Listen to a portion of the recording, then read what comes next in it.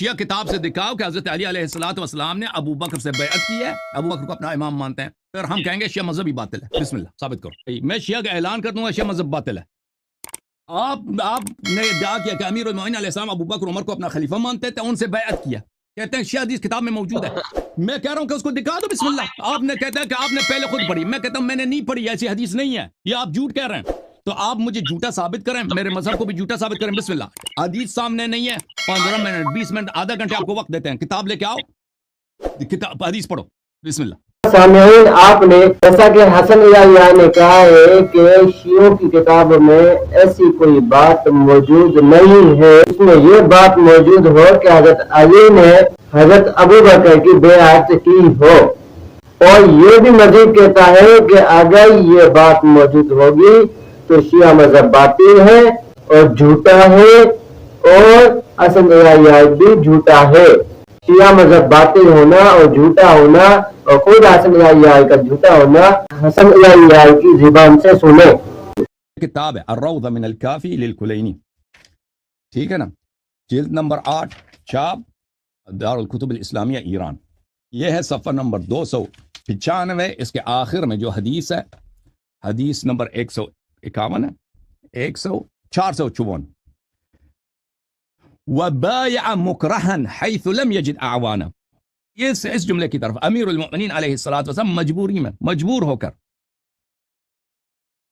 مکرہ ہو کر، مکرہ بولتے ہیں انہیں زبردستی، مجبوری میں بیعت کی ہے، بیعت کی ہے حیث لم یجد اعوانا، کیونکہ ان کو اعوان و انصار نہیں ملے۔ تو یہ بھائی، یہ حدیث تمہارا ہے، یہ بھائی کہ امیر المؤمنین علیہ السلام نے بیعت کیا، یہ بھائی کہ امیر المؤمنین علیہ السلام نے بیعت کیا، یہ بھائی کہ امیر المؤمنین علیہ السلام نے بیعت کیا۔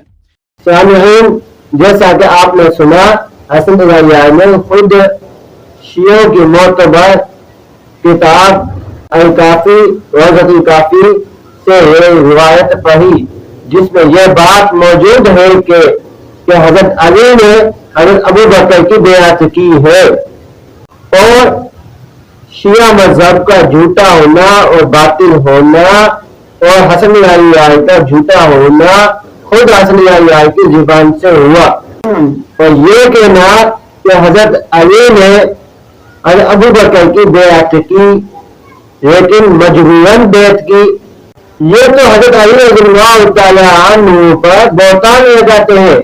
معاذ اللہ، حضرت علی رضی اللہ تعالیٰ عنہ پر یہ تو بہتان لگاتے ہیں۔ ایک طرف تو یہ شیعہ کہتے ہیں کہ حضرت علی مشکل کشا ہے، شیر خدا ہے، اور دوسری طرف یہ کہتے ہیں کہ حضرت علی نے مجبوراً بیعت کی، تکیہ کر کے بیعت کی۔ اس لیے حضرت علی رضی اللہ تعالیٰ عنہ پر بہتان لگاتے ہیں کہ شیعہ مذہب باطل اور جھوٹا ہونا ثابت نہ ہو۔ یہ معاذ اللہ حضرت علی پہ بہتان لے جاتے ہیں تاکہ ہمارا مذہب بچ جائے، جیسا کہ خود آپ نے شیعوں کے بڑے امام سے بھی سنا کہ شیعہ مذہب باطل اور جھوٹا ہوا، اور حسن علیہ خود بھی جھوٹا ہوا۔ آمین۔ آپ نے خود بھی بات سنی کہ حضرت علی نے حضرت ابو بکر کی بیعت کی، لیکن یہ بات کہنا کہ حضرت علی نے مجبور بیعت کی، معاذ اللہ، یہ علی رضی اللہ تعالیٰ عنہ پر بہتان لگاتے ہیں، اس وجہ سے کہ شیعہ مذہب باطل اور جھوٹا ہونا ثابت نہ ہو جائے۔ سامعین، آپ ان کے دھوکوں سے بچے، ان کے فریب سے بچے۔